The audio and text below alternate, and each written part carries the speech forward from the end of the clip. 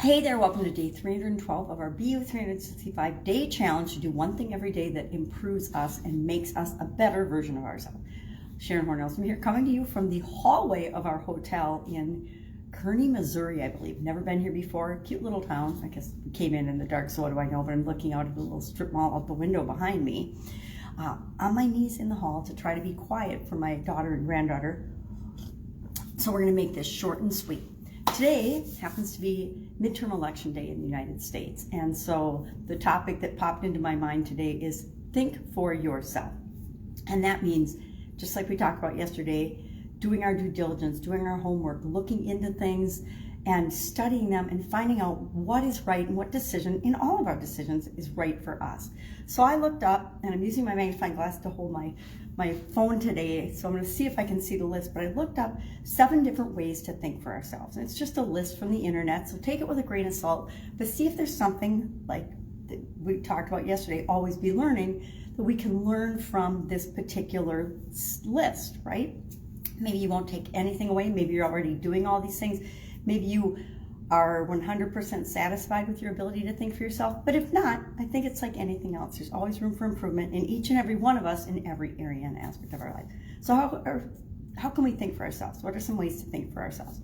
Number 1, untangle your mind. A lot of times when we're stressed out or doubtful or worried about something or thinking negatively, we are coloring all of our thoughts and all of our feelings with those emotions. And when we do that, we are more susceptible to other people's opinions and thoughts on things. And sometimes it's easier, let's be honest, a lot of times it's just easier to go along with the party and the people around us and the flow of information and the flow of things than to argue with it or to stand up for what we believe in, especially when it is counter to what other people believe in.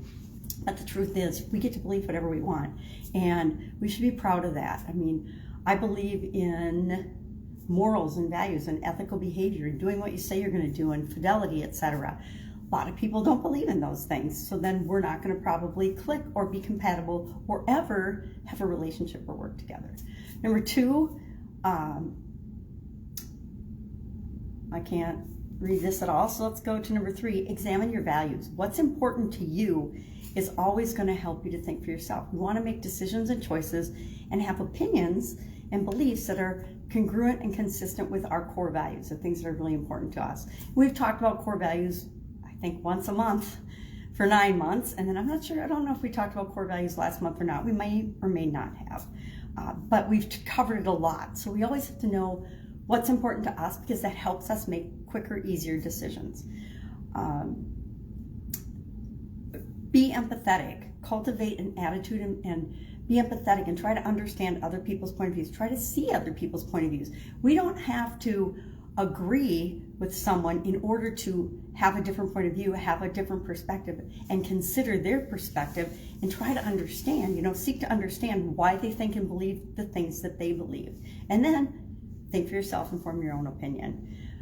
Recognize your addictions to different things. Some of us are addicted to our cell phones and social media. Some of us are addicted to television. Some of us are addicted to chemical changes in our bodies and our brains. And it doesn't have to be a bad thing. It might be you're addicted to caffeine. I was totally addicted to caffeine for about 20 years. And it wasn't until I broke that addiction and got rid of the massive headaches that I realized that it was causing other challenges in my life, in the area of health, in the area of mental clarity and things. So consider those things. Develop a strong sense of yourself, right? Increase your confidence. The more confident we are, the more able we are to think for ourselves.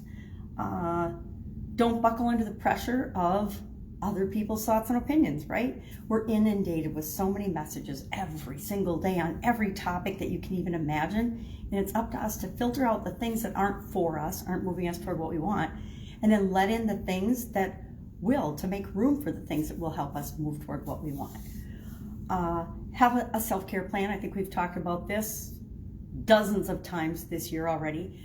Do you have a plan for taking care of yourself? Do you have some positive habits and routines that make you feel more confident, better about yourself, healthier, more energized, more energetic? The more energy we have, the easier it is to think for ourselves.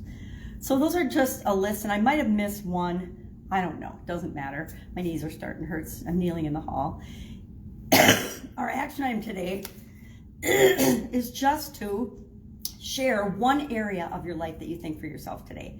Do that, and I will be with you tomorrow with another No Nonsense November. This is No Nonsense November 8.